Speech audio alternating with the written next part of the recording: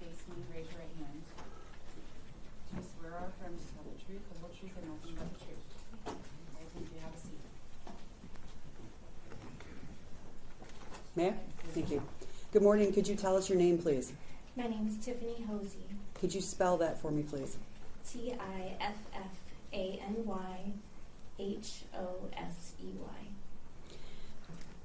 Let's talk about your education and your background. How far did you go in school? I have a bachelor's degree in health science. Beyond the bachelor's degree in health science, do you hold any certifications? I hold certifications for hyperbaric technologist and a hyperbaric wound specialist. When did you first receive your hyperbaric certification? The first one was 2007, and then I added the wound specialist in 2010. Besides those certifications, have you done any work as a surveyor? Yes. What does that mean to be a surveyor?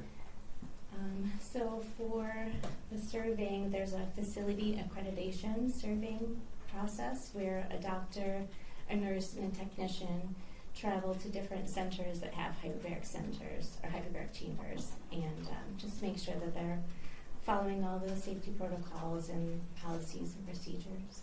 Is there a specific organization that oversees that surveying? I do that through the UHMS, or the Undersea Hyperbaric Medical Society. How long have you worked as a surveyor for UHMS? Almost 3 years. Does it require specialized training in order to work as a surveyor? Yes. In terms of working as a hyperbarics tech, does that require specialized training? Yes. Approximately how much training? To get certified in hyperbaric medicine would probably take about 2 years. And then in terms of the wound specialist, would that be similar, a 2-year process? Similar, yes. Have you maintained your certification in hyperbarics continuously since 2007? Yes. What year did you graduate from with your bachelor's in health science? 2004.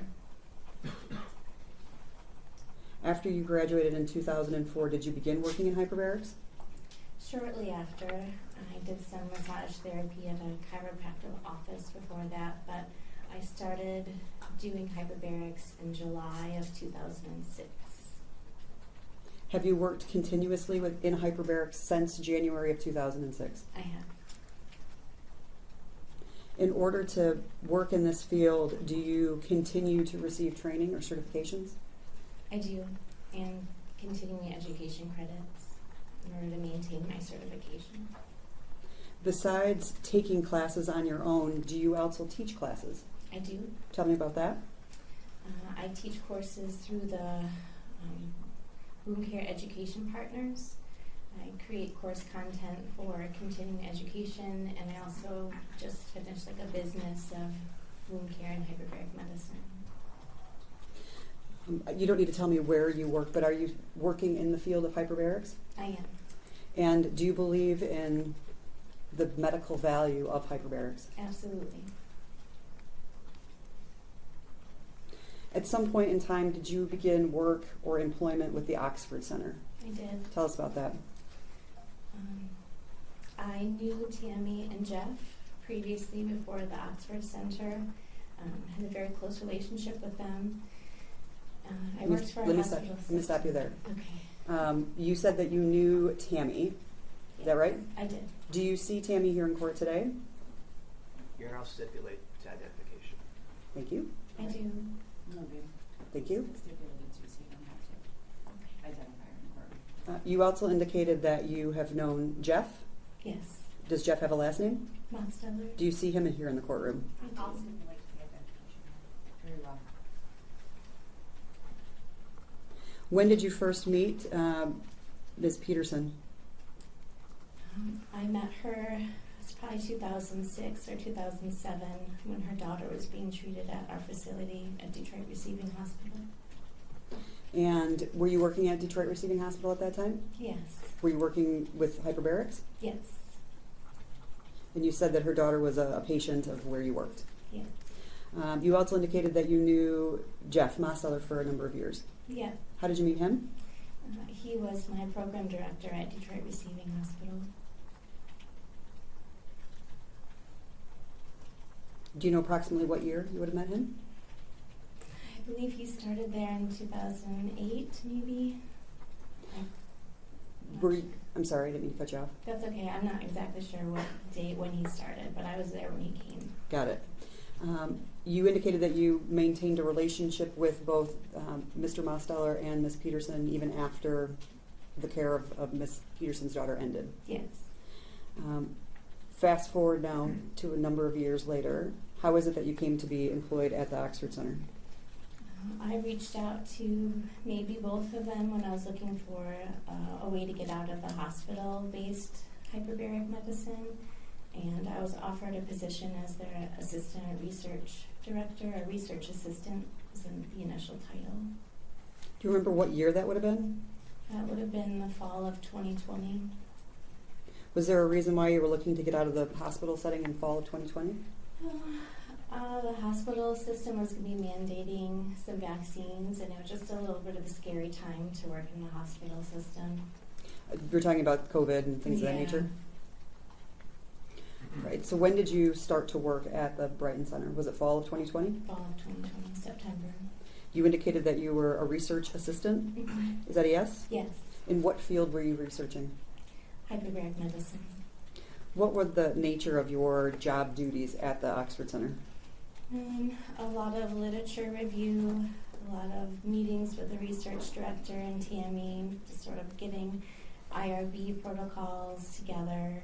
I'm sorry, what are IRBs? It's like an institutional review board who will go over, make sure that your research is sound and safe. Were you working on patients or were doing research for patients that were actually at the Oxford Center? We were working to work towards that. We did a retrospective study to start. Looking back at patient charts and things of that nature? Mm-hmm. Is that a yes? Yes. Talk to me about the structure of management at the Oxford Center. Tammy is the CEO. Gary was the Judge, I would second. object just if we can get a time frame that she's speaking of as it relates to this structure. Okay, do you have a response? I think she said she started to work there in fall of 2020. So Okay. for fall of 2020 moving forward. Okay. So it's not as it relates to 2024 January, I would object to the relevance. Okay. Can I just seek some additional clarification about when the information that she's testifying to regarding the organizational structure became known to her? Sure. And if it continued or if it had any changes that were made to it? Sure. When you began working there in the fall of 2020, you indicated that Tamla Peterson was the CEO. Correct. And we're talking about the Oxford Center in Brighton. Yes. And at that time, was there also a center in Troy? Yes. And were you aware of that center? Yes. Did Ms. Peterson own both of those facilities? Yes. And did she act as the CEO for both of those facilities? Yes. Did there ever come a point in time when she was not the CEO? No. So as far as you know, the entire time that you worked there, she was the CEO for both the Oxford Center in Brighton and the one in Troy. Yes. To the leading nature of the questions. Okay. I also object again to the relevance. I don't know how 2020 means anything to this incident, why we're here today. All right, so as to relevance, I think her statement was that it continued as far as she knows until present time. So I'm going to overrule that objection, leaving the law sustained. So could you rephrase the question? Your Honor, if I may, she didn't say that that's what it was to present time. She said that that's what it was through her term of employment. Those are two different dates. Oh, I'm sorry. Could you please actually clarify that before I decide what I'll actually do on the relevance issue? Sure. How long did you work there for? I was let go in April of 24. All right, I think that Waiting for the objection. This incident, we're in January of 25. okay, I'm going to give her just a little bit of leeway here. If it's Fair enough. 2024 April, I still think it potentially could be relevant, but I'm not quite sure where we're going, and I'll let you continue to ask the question, rephrasing the leading question. Thank you. Thank you, Your Honor. What was Jeff's role at the Oxford Center in Brighton? Jeff was our safety director. When you started in fall of 2020, was he there already? Yes. When you left in April of 24, was he still there? Yes. You said that his title was safety director. What does that mean? Because he was in charge of all of the safety protocols, all the staff training, all the maintenance, You said maintenance. Maintenance of what? the hyperbaric chambers. You indicated that there were staff trainings. Is that right? He would be responsible for the staff training. How often would you train as staff? Rarely. When you trained as staff, was it only the staff at the Brighton Center? Yes, I did not work in the Troy Center. Did you or were you familiar with any of the staff at the Troy Center? Yes. How were you aware of them or knew them? Worked with them, like Bolin. I worked with the neurofeedback, just sort of bouncing ideas off of. It was not a lot of interaction, I would say, but I did know of them. You indicated that Mosteller was the safety director. Is that right? Yes. Were there policies or protocols around the hyperbarics use? I don't know. I'm sure there were, but I can't recall what exactly they were. Can you explain that to me? Were there policies? I know there should be policies, but I can't say I directly looked at a policy. When you joined the Oxford Center in fall of 2020, were you trained given any additional training on hyperbarics? Yes, in-person training. My background is primarily multi-place chambers, so monoplace was fairly new to me. Tell me the difference between a multi-place and a monoplace. A monoplace chamber is made for one person occupancy. It's filled with 100% oxygen, compared to a multi-place chamber where more than one person goes in at once and they pressurize the chamber with air.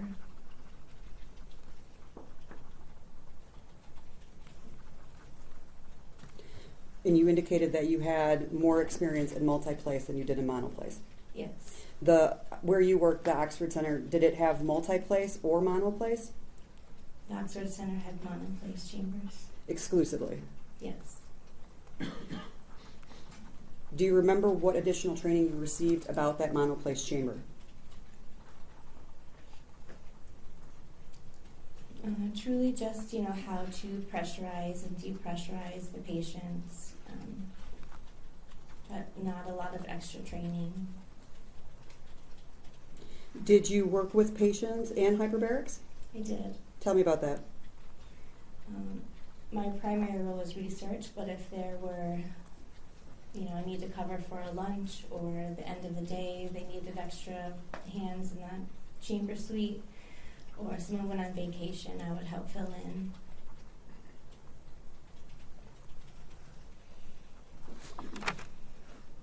During the time that you worked there, did you meet somebody by the name of Gary Markin? Yes. Do you see him here in court today? Stipulate, Judge, to the identification of my client. All right, noted. For the record, thank you. How did you know him? I worked with him at the Oxford Center. When you began there in fall of 2020, was he there already or did he come after? He was there. What was his role? I believe he was the facilities manager or the director of operations. I'm not sure what his title was exactly. He was the right-hand man. Judge, I would object to the speculation. She says, I believe. Okay, response? I'll clarify it. Thank you. What types of work did he do there? Facilities management. You indicated that, I think these were your words, he was the right-hand man. Yeah. What does that mean? And he worked very closely with TME. At the end, they had an office that were adjacent to each other. So. Who ran this facility? Can we get an identification of what facility? Sure. Troy or, you know? Thank you, I think that's accurate. Yep. Thank you. Who ran the Oxford Center? Wait, the That's same still not- question. Oh, I'm sorry, the Brighton, in Brighton. Tammy. What makes you say that? Almost every decision went through Tammy. She is the I'm going to CEO. object to the foundation for that answer. in these instances. Sure, how do you know that? Anytime there is a issue or a concern, Tammy was the person you would bring it to. An issue or concern about what? Could be anything. You said it always ran through Tammy. Always.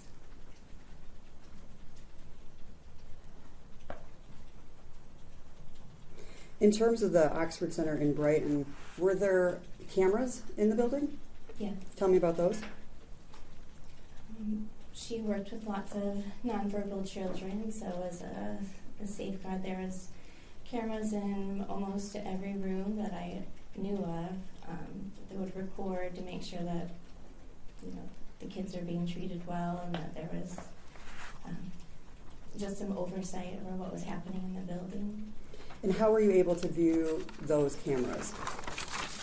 If you walked into Tammy's office, you could see them. In the hyperbaric suite, you could see all the chambers. There's cameras above each hyperbaric chamber. Did the cameras record audio, video, or both? I believe they did both.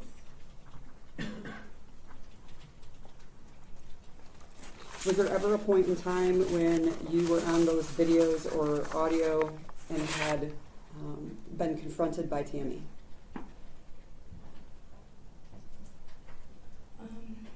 About something that she saw in the video? Yes. I'm not sure. Okay.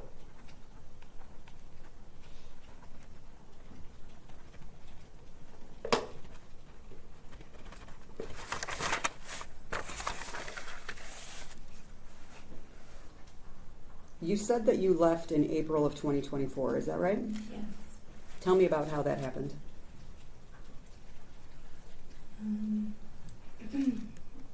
I had expressed some safety concerns about the patients not being grounded in the chamber. Let me stop you there. You said that you expressed safety concerns about grounding of patients. What does that mean? Your Honor, I'm going to object because from what I can tell, this witness only worked in Brighton. There's been absolutely no testimony that she's ever even stepped foot into Troy. So I'm not really sure how any of this is relevant to an accident that happened in the Troy location. I didn't even hear a foundation for any knowledge of how the Troy location was run. That has not been established. Sure, let me back up. You said that you knew the staff at the center in Troy. Yes. You mentioned the name Bowen. Who is that? He was one of the hyperbaric technicians in Troy and one of the neurofeedback technicians as well.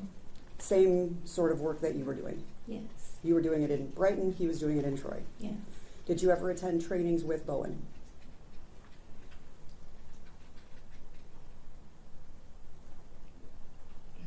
Yes. The trainings that you attended with Bowen, do you remember what they were about? Mostly neurofeedback. When I started supplementing some of my time in neurofeedback, Bowen was a resource for me because he had been doing it in Troy and he was able to answer some questions.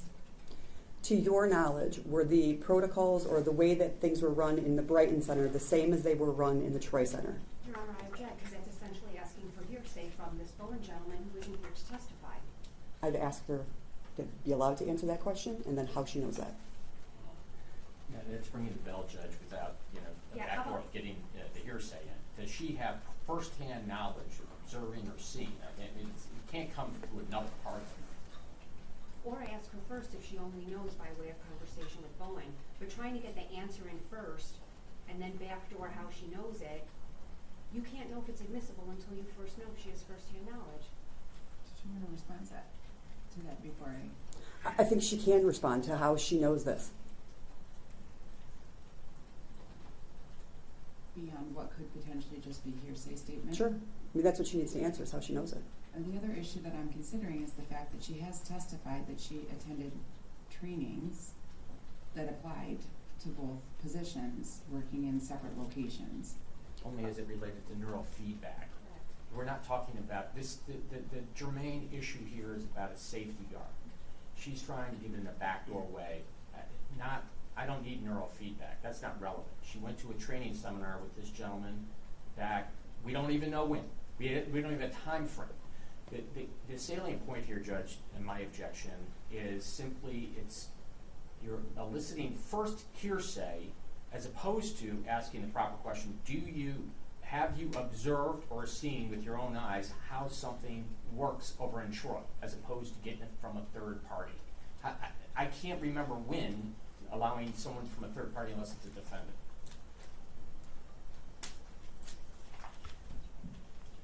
I have something to add, Judge. Yes. Thank you. She's already testified that she was never working at the Troy Center and didn't have personal knowledge about what happened at the Troy Center. She also testified after a long pause that she participated in a training with Bowen about neural feedback. She has no personal experience regarding hyperbaric chamber use at the Troy facility, which is why we're all here today. So she's already established she's got no personal knowledge about that. You just ask her that question then. I think we should ask for that question. Okay.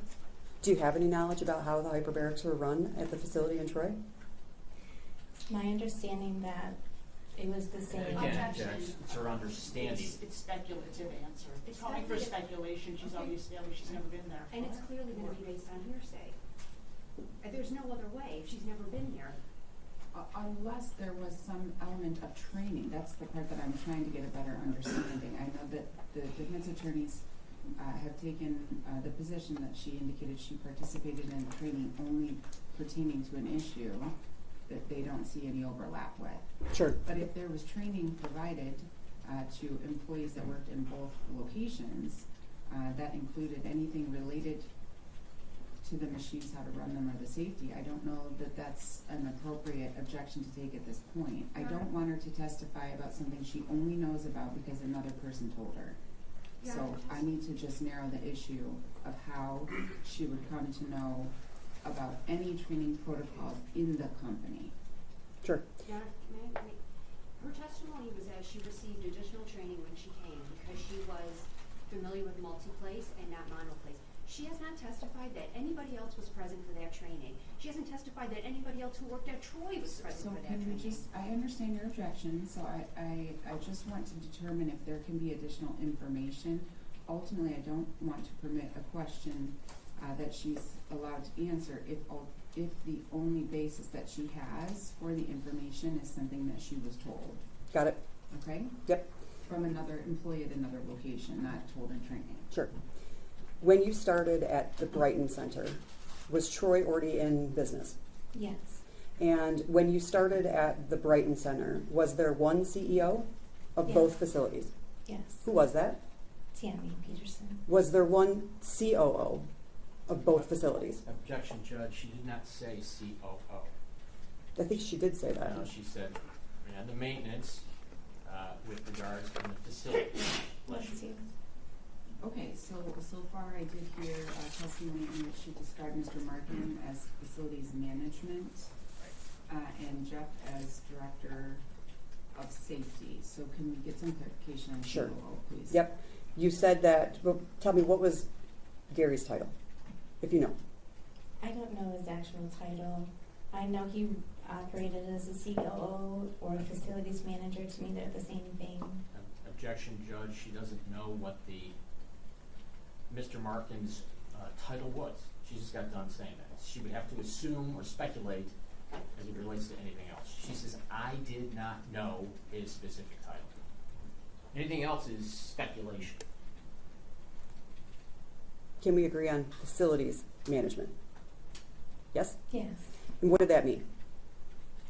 That means if a light needed to be fixed or something needed to be installed, Gary was the person that you went to.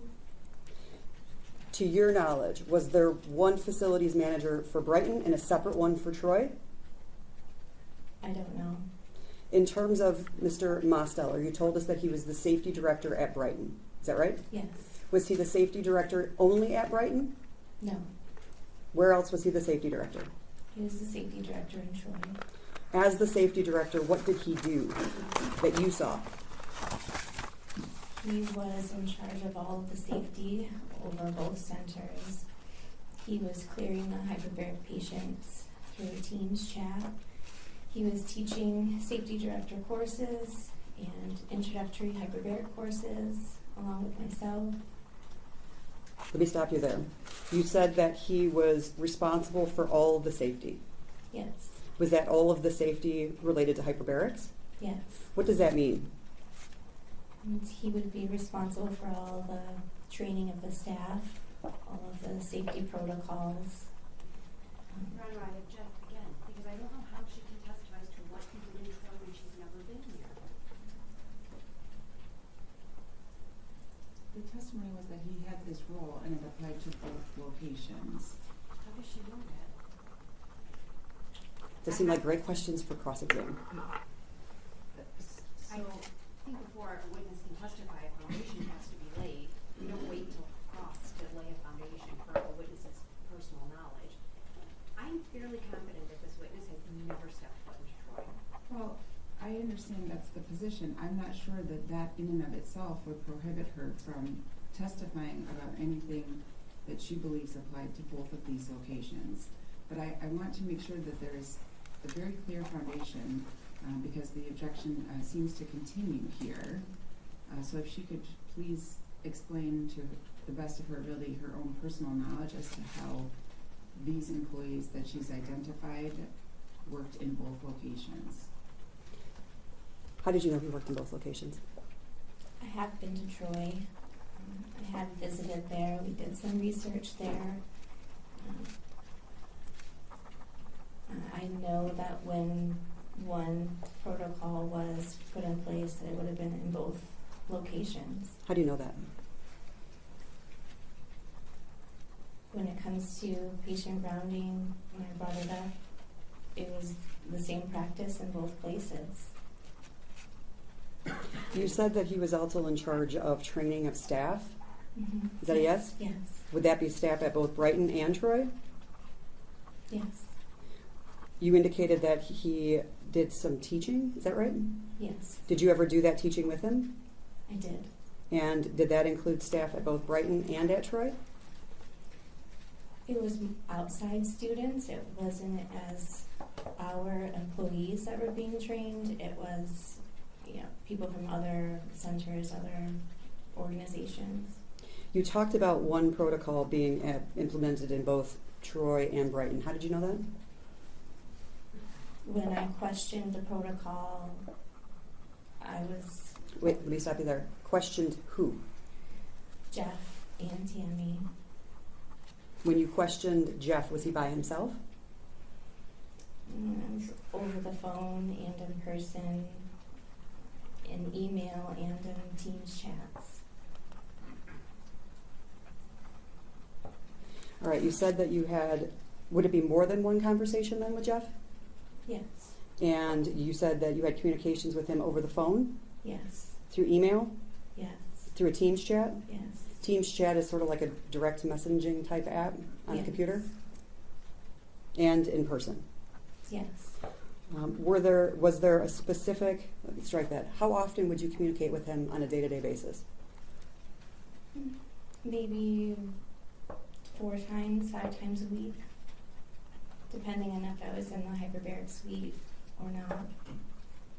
If you were in the hyperbaric suite, would you speak to him more frequently or less frequently? More frequently. Why would that be? As Jeff was responsible for clearing the patients prior to going inside the chamber for the first time. What does that mean to clear the patients?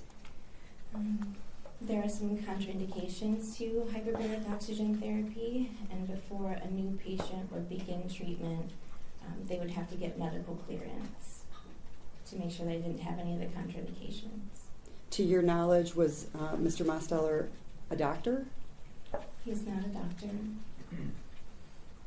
In order to receive hyperbaric treatment, do you have to have a medical prescription? Mainstream hyperbaric, yes. Are there times when it is acceptable to not have a doctor prescribe hyperbarics? In my opinion, or like Judge, I by object to the law. opinion. Well, to her knowledge. To my knowledge, yes, there should be a physician in supervision of every treatment. Objected, the answer is non-responsive. She was asked, is it acceptable to have a hyperbaric treatment without a prescription? In her experience, she's not an expert to offer an opinion, and there's no basis for her opinion. She's asking what she saw, heard, seen. She's worked in hyperbaric since I think she told us 2000, at least 6, if not 3, and has continuously worked in that field since. I think she, in her experience, could tell us whether or not hyperbarics are supposed to be done under a prescription.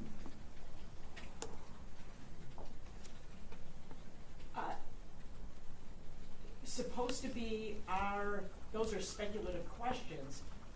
No. The appropriate question would be, what is it allowed without a prescription, or is there a law to keep you from doing it without a prescription? What is the law around it? Asking her opinion about it is not relevant. Her opinion, she's not an expert.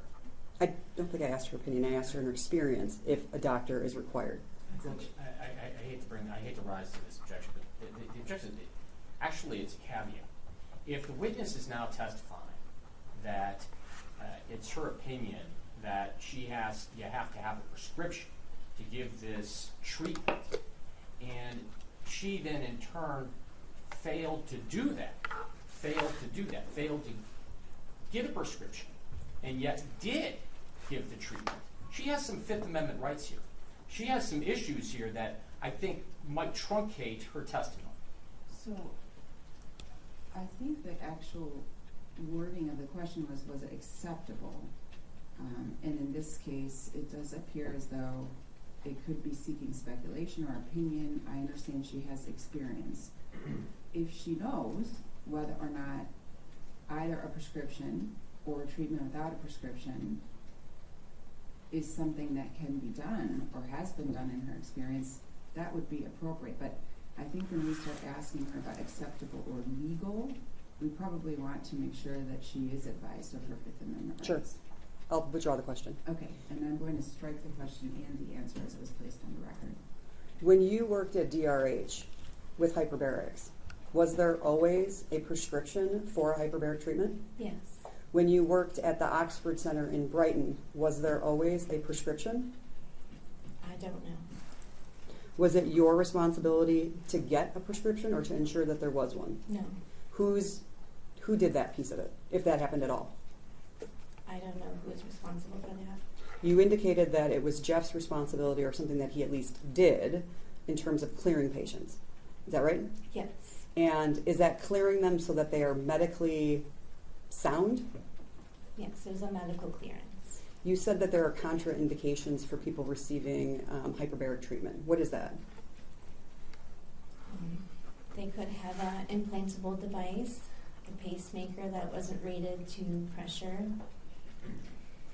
They could have an untreated pneumothorax. They could have a low blood sugar. There are a number of things that would stop someone from going inside a chamber. Okay. Before a person can go into the chamber, does that medical clearance have to take place? Yes.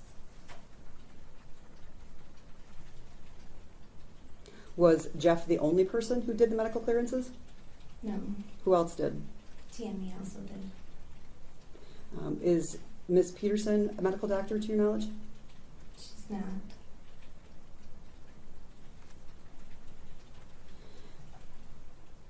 Did you ever see how those medical clearances were occurring?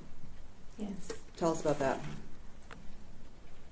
There was a Teams chat, and if there was a new patient, there would have to be a confirmation from Jeff or Tammy that that person had been cleared before they went inside the chamber.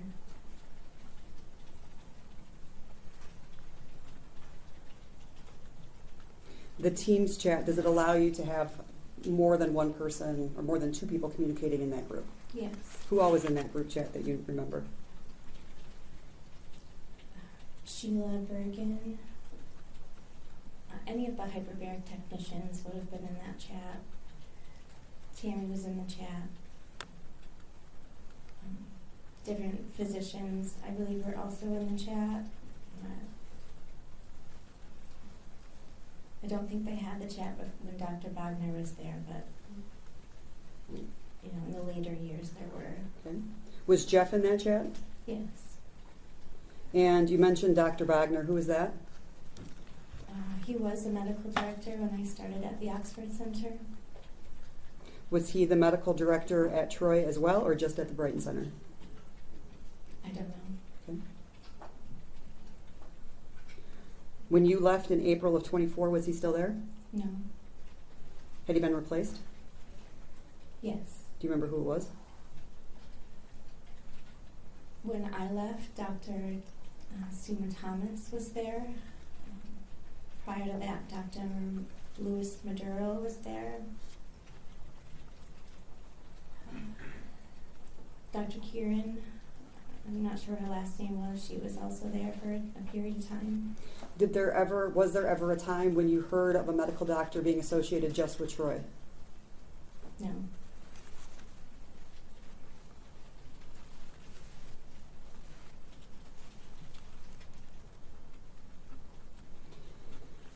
You talked about conversations that you had with Jeff. I'm going to direct your attention to questions about safety. Did you ever have any concerns about safety? Yes. Tell me what your concerns about safety were. My primary concern was that we were not putting grounding straps on the patients that were going inside the hyperbaric chamber. What is a grounding strap? A grounding strap is a wrist strap that the patient would wear during treatment. What is it made of, if you know? I don't know what the material is made of. What's the purpose of a grounding strap? It's to reduce the risk of fire due to static electricity. What happens if there's static electricity inside of a hyperbaric? Yeah, I'm going to object whether she's qualified to give these answers or not. I'll lay a further foundation. Okay. Since 2003, have you been trained on hyperbarics? Yes. Have you been trained on how they are used? Yes. Are you trained on how to make them safe or keep them safe? Yes. Are you trained on how patients are designed, or are there things that patients can do in going into a hyperbaric to keep them safer? Yes. Have you received training about types of materials that are allowed inside of a hyperbaric? Yes. Have you been trained on things that should never be allowed inside of a hyperbaric? Yes. And are you trained on the procedure of how somebody would get into a hyperbaric? Yes. How long have you been had received those trainings? 19 years. During those 19 years of training, were you made aware of grounding straps? Yes. And were you made aware of what the purpose of the grounding strap is? Yes. And what is the purpose? Purpose is to reduce the risk of fire. So if there was a fire in a hyperbaric, what would that mean? In a monoplace chamber, it means death. In a multiplace chamber, it means you try to fight the fire.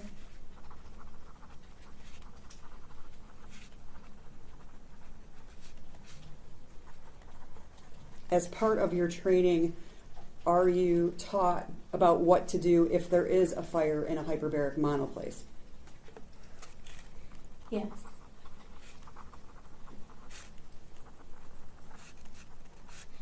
As part of your training, are you advised or do you learn about how these hyperbarics actually work? Yes.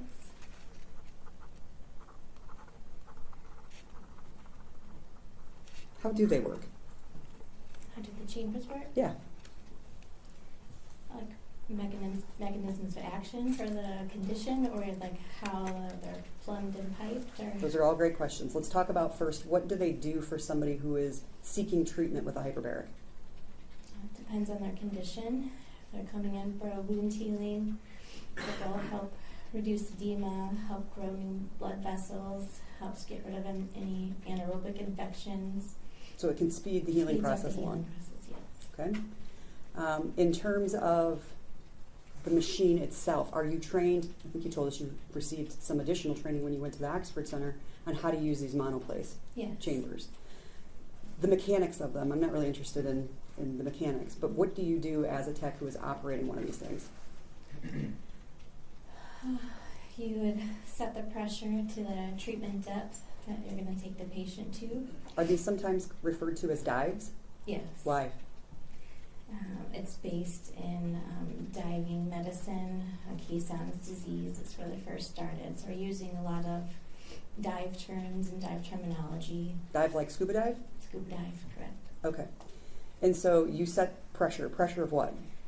Pressure of the chamber, the atmospheric pressure inside the chamber. And then you set the rate to how fast you want them to get there. And then you would fill up the chamber with 100% oxygen and sort of set a timer for how long the treatment was to last. When that timer was up, you would depressurize the chamber. So is it fair to say then it's not just simply throwing a switch and the pressure rises immediately? That's true. It takes some time to get to that whatever pressure you want it to be. Yes. And is that that amount of pressure, is that decided by somebody else? Yes. In this, when you were working at the Oxford Center in Brighton, who made that decision? Tammy. And then the length of the dive, is that something that's determined by someone? Yes. Who is that determined by? At the Oxford Center, The Oxford Center in Brighton. Tammy and Jeff, I would say. Objection. I would say, does that mean that she knows or she's guessing? Could I ask for some clarification, please? Sure. Why do you say it's Tammy and Jeff? Because they're the safety director and the CEO. Did you ever receive direction from Tammy about the depth and the length of time for a Yes. patient? Did you ever receive that same information from Jeff? No.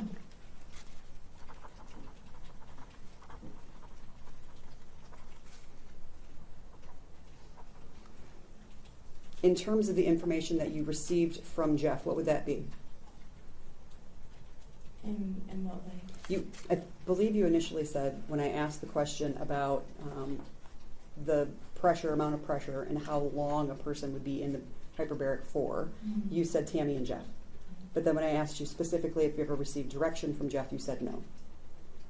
So what type of information would he provide you about the hyperbarics? Whether the patient was cleared or not to go inside the chamber.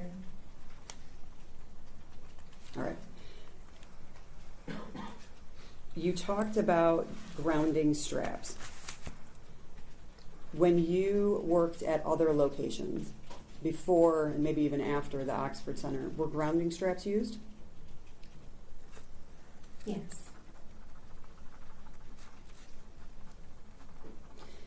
Did you ever raise concerns of safety about grounding straps in the Oxford Center in Brighton? Yes. Who did you raise them with? Tammy. Jeff. Starting with Tammy, what did you say to her? Why aren't we using grounding straps? Why did you ask that question? Because it's the chamber manufacturer's recommendations to use grounding straps, and it's a national fire code to use grounding straps. Did you raise this issue of grounding straps with Tammy one time or more than one time? More than one time. Do you know how many times you raised it with her? The exact number of times, I don't know. More than 2? Yeah, More than 5? I'm not sure. Okay, certainly you said more than 2. More than 3? Yes. More than 4? It's really hard to pin down an exact number, but there's several conversations. The conversations that you had with Tammy, how would you have those conversations?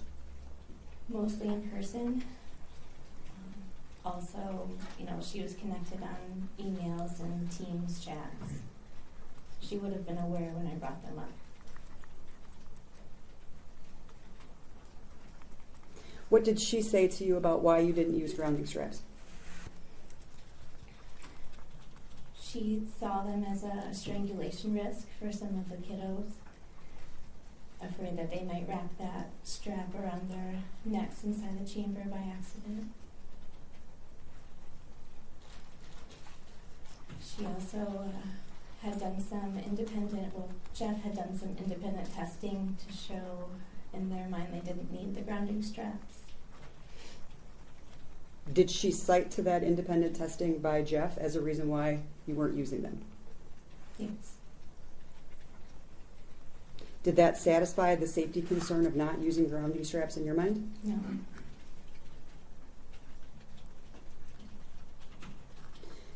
Besides Ms. Peterson, did you raise the safety issue of grounding straps with anybody else? Yes. Who else did you raise it with? Jeff. When you raised it with Jeff, how would you raise that? Was it in person or some other way? In person, on the phone. There's been an email and Teams chats.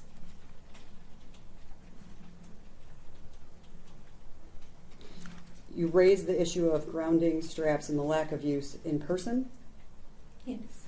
on the phone, Yes. through email, Yes. and through Teams chats. Yes. That's 4 separate ways. Do you know how many times you raised this issue with Jeff? I don't know an exact number of times.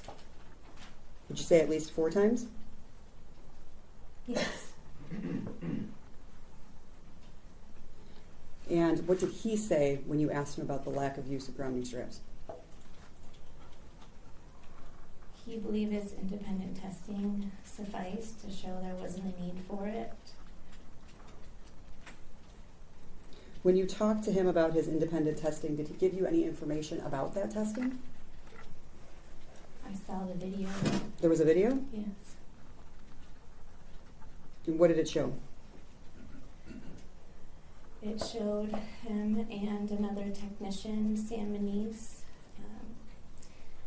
doing an experiment where Sam was on the stretcher with the grounding Your strap. Honor, I would object to the characterization of it being an experiment. It was a test, not an experiment. That conveys, it imputes certain things, and I object to the use of that word. I think that's argument. I think in her mind it was an experiment. She's allowed to testify as to what she saw. It goes to her state of mind, not to what Mr. Mosteller might have thought it was. I'm going to overrule the objection and allow the specific language that was used to stand. You were telling us about what you saw? And Sam was laying on the stretcher, but it didn't have a sheet. The chamber was not pressurized. I think Jeff was using a voltmeter or some way to show that the patient or the Sam was grounded without a grounding, without being inside the chamber and on the strap. I don't know. It was not a great test in my opinion. Let me stop you there. You said that this other technician was somebody named Sam. Mm-hmm. Is that right? Yes. You said that there was no sheet. There was no sheet on the stretcher he was laying on. These hyperbarics, are they an acrylic chamber? Yes. And then is there a stretcher that pulls in and out? Yes. And does the patient lay on that stretcher to get in and out of the chamber? Yes. Sort of, in my mind at least, like an MRI machine? Similar. Okay. And are you able to see into the chamber to see what's happening inside of them? Yes. Now you said that Sam did not have a sheet on the piece that pulls in and out, stretcher. Yes. What's the purpose of a sheet? The sheet is another barrier on top of the stretcher between the patient and the equipment. It's more comfortable.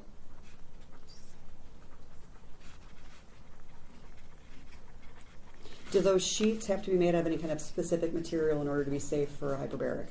Yes. What is that?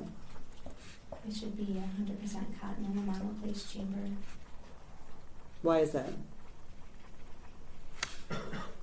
Synthetic materials will melt when they catch on fire, and water will not be able to penetrate through them.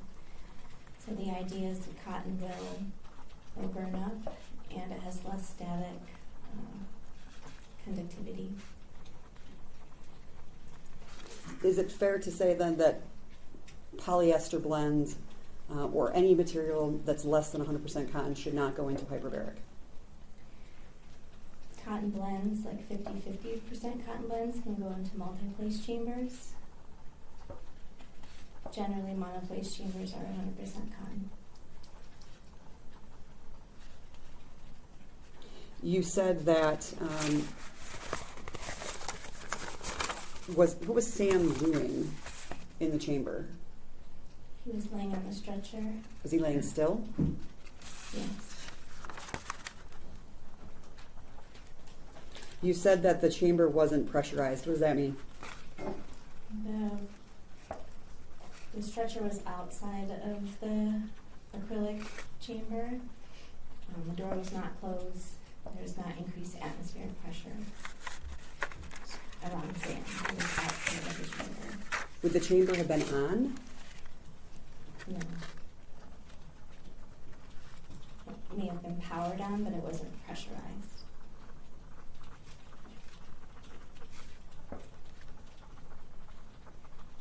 When they're pressurized, is that when the 100% oxygen comes into the chamber? Yes.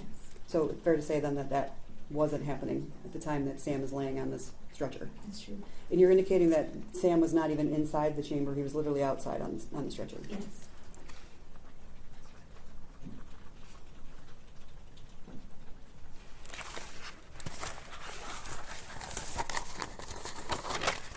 When you watched this video, did it alleviate your concerns about lack of grounding? No.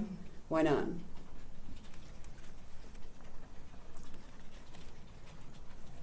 Because the National Fire Code and the chamber manufacturer's recommendations are going to be more relevant than an independent test.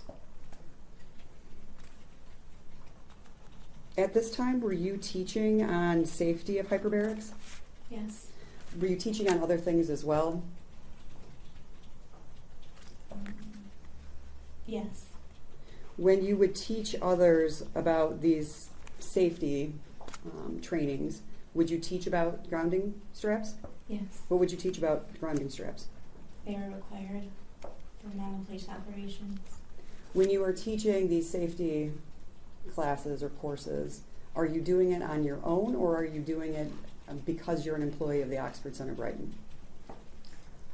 Because I was an employee, I was also teaching courses prior to the Oxford Center on the same subjects, just through Oxy Hill University. The material that you were teaching in regards to hyperbarics and safety, did you put that material together? No. Who did? Jeff, Tammy. I did help with some of the material, but So in the trainings, you're taught to use the grounding straps, yes? yes, But at the Brighton Center, you were not using them. correct. Besides the issue of the grounding straps, were there other safety concerns that you raised? Yes. Like what? The lack of physician supervision. In terms of, we're going to take these one at a time. In terms of the lack of supervision by a physician, what was your concern? Prior to the Oxford Center, there is always a physician on site available within 5 minutes when someone was inside the chamber. Was that occurring at the Oxford Center in Brighton? Not 100% of the time. Who did you raise the issue of lack of supervision by a physician to?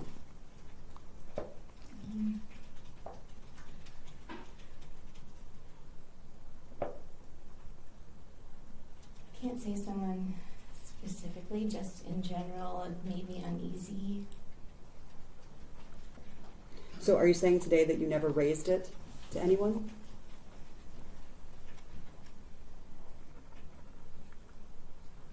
can't say for sure. Okay. Besides the lack of a physician, well, let me ask you this. Was there always a physician available within 5 minutes at the Oxford Center? No. Were there any other safety issues that you were aware of, that you were concerned about? I was concerned about the patient education. What about patient education were you concerned about? It was general practice at other facilities that you sat down with a patient before they started treatment and gave them an informed consent. You went over all of the benefits and all the risks and what they were to expect. And at the Oxford Center, you literally got maybe 5 minutes before you put someone in the chamber to give them the rundown. Objection. Again, this reference to the Oxford Center. Are we talking Brighton, Troy, both? And if we are talking about Troy, what is her foundation for that? Sure, that's appropriate. I need to have some additional information to lay the foundation. Sure. You had these concerns about which facility? Both, Why for both? because they had the same practices at both. The same. Objection. What's her foundation for that? Has she ever seen patient intake at Troy? I'm going to ask that she provide some additional information. Sure. Have you been to the Troy facility? Yes. And did you ever see intake at the Troy facility? No. Did you ever see anybody use a hyperbaric at the Troy facility? Yes. How many times did you see that?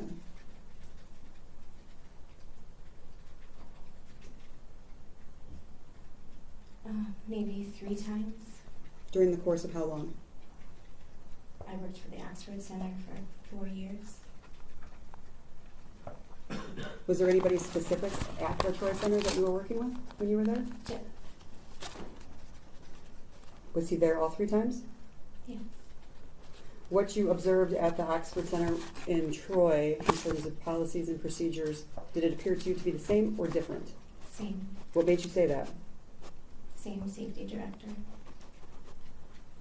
When you went to Troy in terms of how patients are treated at Troy, was it the same or different than what you saw in Brighton? The same.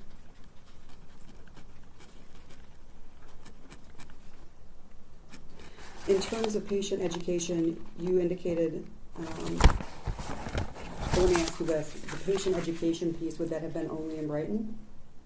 Yes. And what was your belief about the way that it operated in Brighton? There wasn't enough time taken to give them a thorough, informed consent. Are there potential hazards or risks in using a hyperbaric? Yes. Like what? Fire, oxygen toxicity, hypoglycemia. Okay, fire is an easy one, right? What is oxygen toxicity? It's like an overdose of oxygen. Is that something that can kill a person? Potentially could. Are you trained on how to treat that if you have that happen? Yes. Are there other risks besides fire and oxygen toxicity? Yes. What else? Barrel trauma. I'm sorry, one more time? Barrel trauma. Barrel? Barrel, it's like trauma caused by pressure, which could be overinflating the lungs, could be a middle ear squeeze, a tooth squeeze. When you're in a hyperbaric, does it cause your body to come under a significant amount of pressure? Yes. And these are things that could happen as a consequence. Yes. To your knowledge, at least in Brighton, did they have consent forms to treat? Yes. Did this information make it onto those forms, if you know? I don't know. Did you ever raise this issue of informed consent with anyone? No.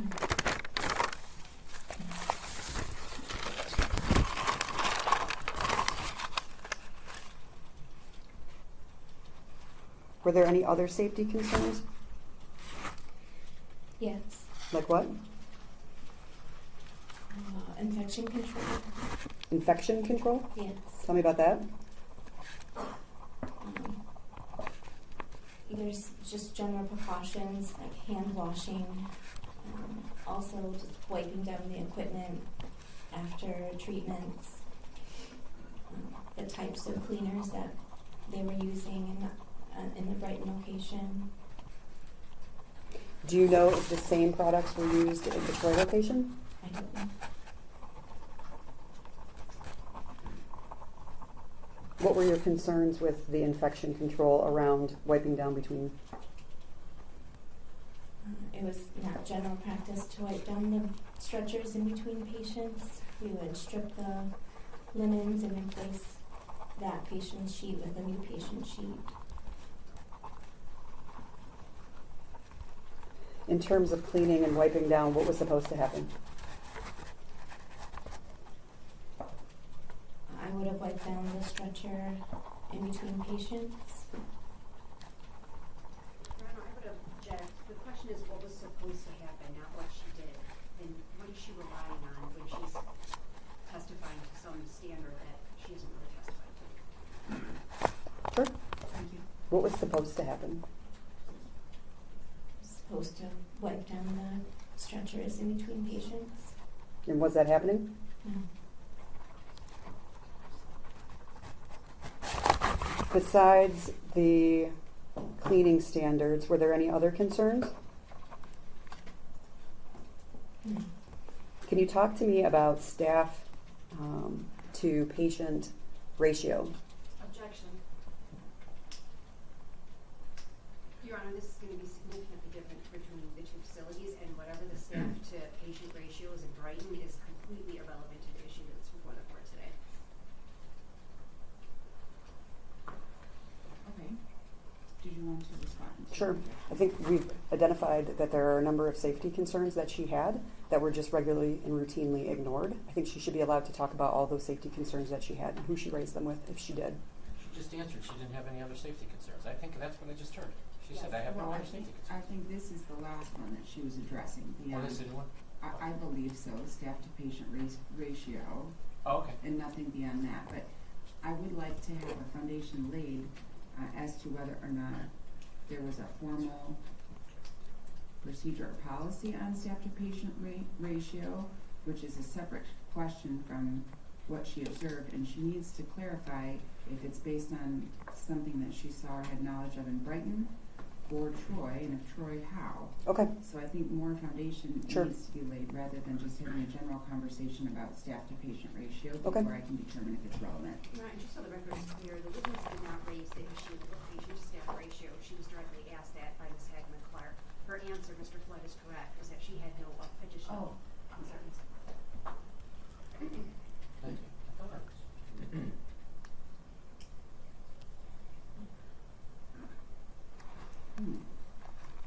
In which case, the objection would be leading the witness as well. I didn't suggest an answer. I simply asked her about staff to patient ratio, which is not a leading question. It was then followed up with other concerns by the government.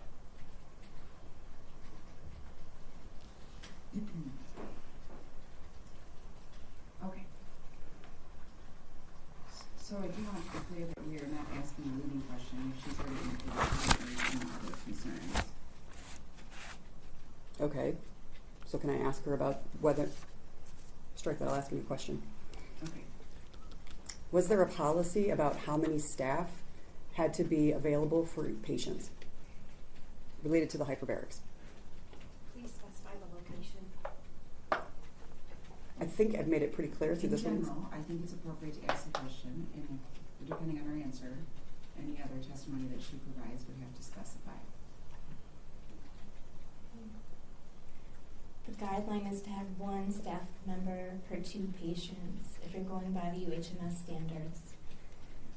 At the Oxford Center, there were... In Brighton or in Troy or in both? I'm sorry. At the Brighton location, there's generally 2 staff members per 8 patients. But it wouldn't be unheard of for one staff member to cover 7 chambers, 6 to 7 chambers. How many chambers were there in the Brighton location? There were 8. Initially, there were 5, and 3 were added while I was there. Do you know how many chambers were in Troy? There were 3 chambers in Troy. When you were in Troy on those 3 occasions, did you ever make observations of the number of staff to patients?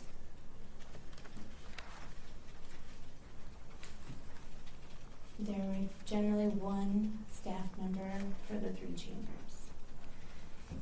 In the Brighton location, you could also see the Troy location on the video. How were you able to see that? Chamber room. I'm sorry, in the chamber room? Is that a yes? Yes, I'm sorry, in the chamber room, you said that there's videos. yes, Are there monitors then to be able to see things? yes. Describe that for me if you would. Be a large monitor in the hyperbaric suite that would show around the building the different camera angles. Those camera angles, would they be for cameras in the Brighton location? Yes, And you said you could also see the Troy location. yes, Could you see into the I think you called them a suite, hyperbaric suite? yes, Could you see into the Troy hyperbaric suite yes. from the Brighton location? Yes.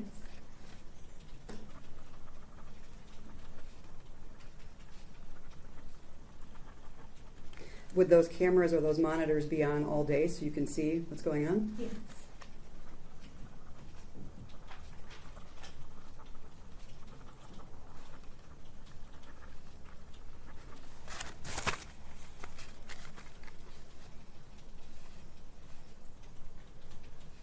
When somebody is preparing to take a dive, is there a process that you have been trained on to use before that person goes into the chamber? Yes. How did you receive that training? Through the introductory hyperbaric course, through continuing education credits, webinars, conferences. Has that process of getting ready to take a dive changed over the years, or has it remained the same? There's been additional technology that's come out since the beginning, so there's been additional training, but the general safety questions haven't changed very much. When a person is getting ready to dive, what do you have to do as the tech to get them ready? Make sure that they're changed into appropriate clothing, What about the clothing needs to be appropriate? cotton or cotton blend in a multi-place chamber, cotton in a monoplace chamber.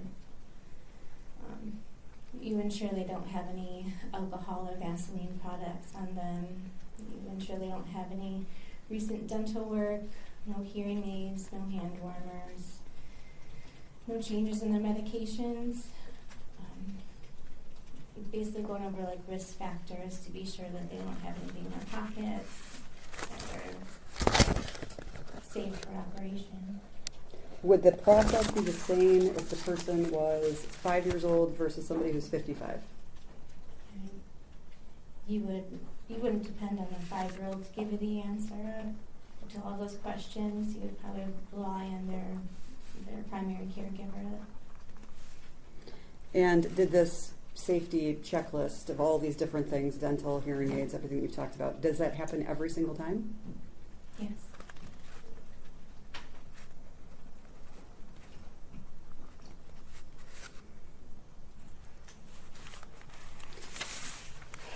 In your work at the Brighton Center, did the safety checklist happen every time that you're aware of? No. What about at the Troy facility? I don't know.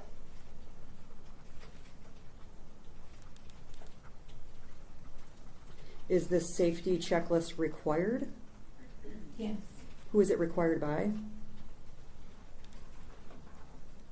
By the standards of UHMS, by the, I don't know if the chamber manufacturer and says it blatantly, but it's just general practice.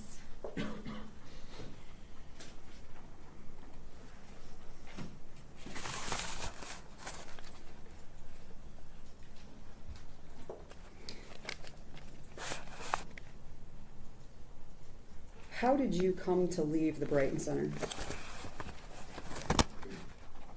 I was fired. What happened? After challenging some of the safety measures and telling human resources I was uneasy about being in the hyperbaric suite with the practices, I was told that my research salary could no longer be supported if I couldn't supplement my time. Okay, let me stop you there. Hyperbaric area. Let me stop you there. You said that you had a conversation with somebody, is that right? Yes. This final conversation, who is this conversation with? I had a conversation with Tammy and Gary. Where did it take place at? In Tammy's office. At the Brighton Center? Yes. Do you remember what day or month it was? I believe it was in April of 24. Before you had this conversation with Tammy and Gary, I think you told us that you talked to HR. Yeah. What was your purpose in talking to HR? Wanting to express my concerns about the safety protocols and just to let her know I was uneasy and uncomfortable being in the hyperbaric suite. After you had this conversation with HR, how soon did you then have the conversation with Ms. Peterson and Mr. Markin? Within days. Did you initiate that conversation? No. How did the conversation come to be? I was asked to come to Tammy's office. Who asked you? Tammy. Were you working that day? Yes. Okay, so just come on down. I need to talk to you, something along those lines. Yeah. Or can I take that back? I believe Gary asked me to come down to Tammy's office. I would object to the speculation, Judge. It's a little equivocal to the belief as opposed to Gary. She first says Tammy, and now she wants to change it up. She doesn't know. Do you know? I recall Gary asking me to come to Tammy's office. Fair enough, Judge. Thank you. What happens when you get into Tammy's office? I was asked about my concerns. Who asked about your concerns? Tammy. And what did you tell her? I tried to defend my position on the grounding straps. I was quoting the NFPA and the chamber manufacturer recommendations. I was told that I was uneducated and ill-informed. Who told you you were uneducated and ill-informed? Tammy told me that. What did you say to that? I was not allowed to say. I don't believe that's true. What happened then? I basically was told that, I was dismissed, and through email, I was told that I had no shifts were available for me. And maybe a week later, I was let go. When you were officially let go, who let go? Like, who did that? Who was the person you talked to? Tammy. Was there a reason given for why you were let go? She said she couldn't support my research salary if I was not able to supplement my time in the hyperbaric suite. Had there come a point in time when you refused to work in the hyperbarics? I didn't refuse, I said I was uncomfortable.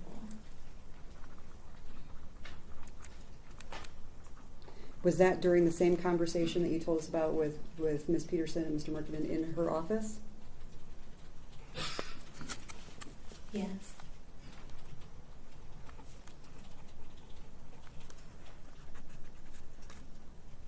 After April of 2024, did you work there anymore? No.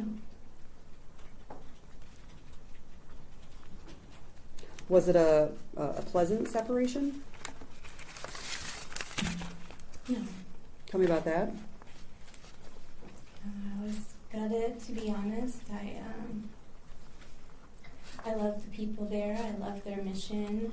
I foresaw myself being there a long time. So it was hard for me to leave, but it wasn't on bad terms. I mean, we sent thoughts and prayers to each other.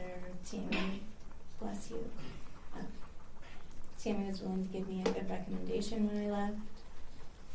I maintained correspondence with both Jeff and Tammy after I was gone. You said that you received a good recommendation from Tammy, is that right? She offered a good recommendation. I did not use it. Was it conditional? I was warned that if I spoke negatively about the Oxford Center, that it would be taken seriously. What did you take that to mean? To me, that meant don't talk bad about them or their practices. Did you adhere to that warning? Yes.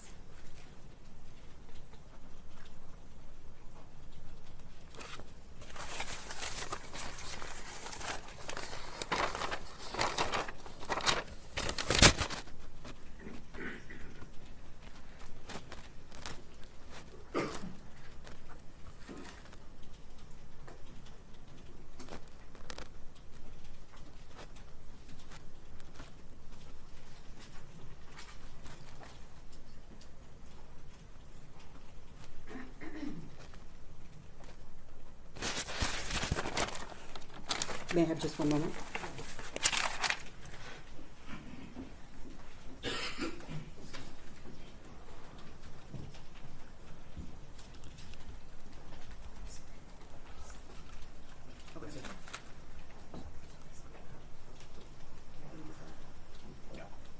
In that last meeting, you talked about in Tammy's office, you said that Gary was there too. Yes. Tammy is the one who said what she did about being uninformed or ill-informed, something along those lines. Yes. Did Gary have anything to say to you about that too? Gary backed up her notion that the grounding straps were not required. He believed that since the chambers were grounded, that the patients didn't have to be grounded to the chamber.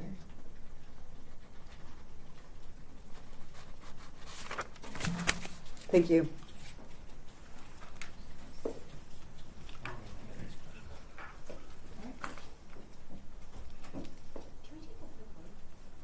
Sure. Let's have a short recess here. Everyone has enough time just to step out for a moment, come back in, and then I will go back onto record again. This would include you. So if you'd like to take a short recess, you can exit the courtroom. I just want to remind you that you can't speak to anybody about